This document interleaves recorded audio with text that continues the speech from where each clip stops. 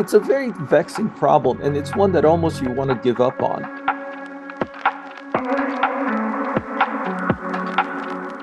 So yes, the United States has built its infrastructure over a century to accommodate the automobile, but if something better comes along, why not abandon it and build it again?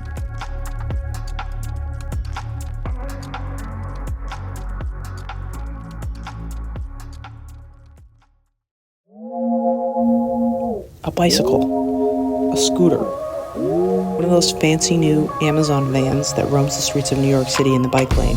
All of those are micromobility.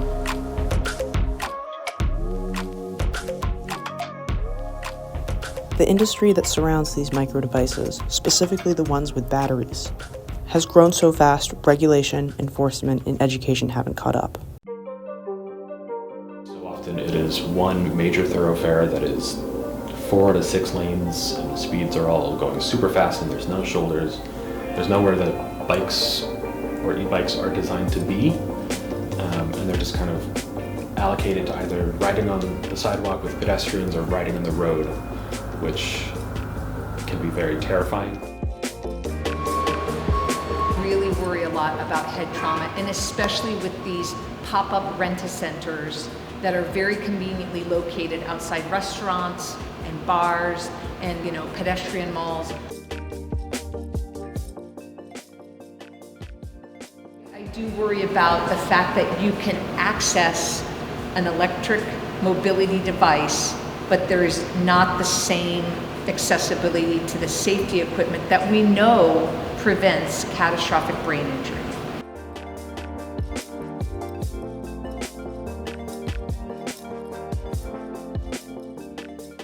I think that having a bike share in a community is such an important asset that I would be cautious to restrict having it be rolled out and integrated into a community. But I think if we can get that education included and maybe prioritize having safer but slightly slower devices or devices with more control.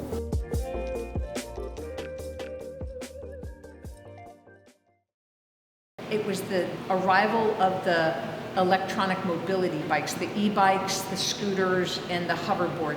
We've always seen bike injuries, and we've seen skateboarding injuries and stuff. And anytime a pedestrian is mingling with motor vehicles, that's dangerous, especially if they're outside of expected spaces like a crosswalk or a bike lane. That's where we get into trouble.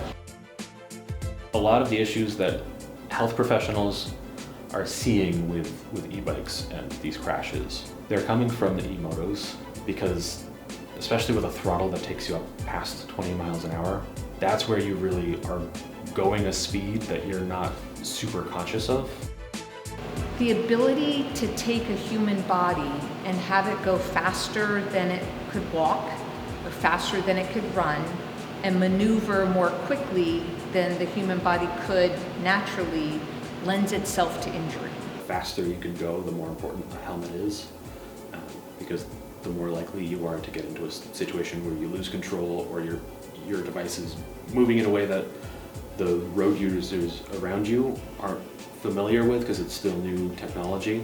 Head injuries are probably the biggest concern because, the way adults fall. Certainly we see a ton of orthopedic injuries in the extremities, but you can kind of get past a broken wrist, but it doesn't take much to crack your skull on a curb and have a life-altering injury. I think that there's a lot that can be done for protected infrastructure that doesn't require a huge initial investment, and it just takes, honestly, the political will from your local elected officials. The idea of micromobility is that it allows us to figure this out, because you'll never get there by car. That is to say, you'll never get to that future with the car because it's too damn expensive. It costs you in land, real estate, pollution, health. The future of the planet is reliant upon our decrease in carbon emissions and pollution. These devices offer us a door to a new way to move and a greener way to move, if only we take them.